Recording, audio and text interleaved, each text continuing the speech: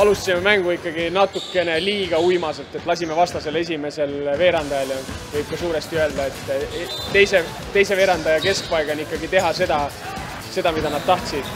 Meie kaitse ei olnud piisavalt agressiivne.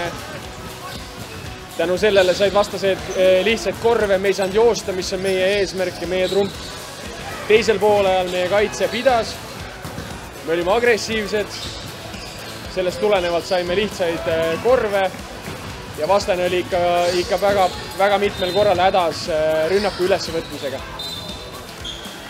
Millest siuke rabe algus ei oska öelda, kas sellepärast, et hooaja esimene mäng kodusaalis, publikut palju, teistpidi arusaadav, hooaeg hakkas, kontrollmänge pole võib-olla nii palju olnud ja see asi ongi natukene rabe, aga lõppude lõpuks oli näha, et mehed pingutasid isegi siis, kui alguses see nii-öelda rong ei veerend võib-olla sellisel kiirusel, nagu me oleks tahtnud, aga ma olen meeste üle uhke, et nad olid tublid ja nad pingutasid.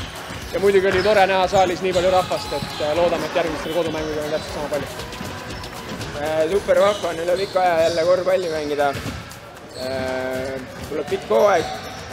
Algul ei saanud vedama hästi, mängu käigus pärast läksime natuke paremaks. Küll aga oli see, nagu ma ütlesin, esimene mäng, nii et arenguruumi on meil päris palju. Hooaeg on alati tore võiduga alustada. Vägev, et rahvast jälle, ma arvan, et 250 inimest oli saalis. Kõik elavad kaasa, mis sa hing muud ikka ihkad. Tulge ikka korvpalli vaatama ja kes on boss, Raedos.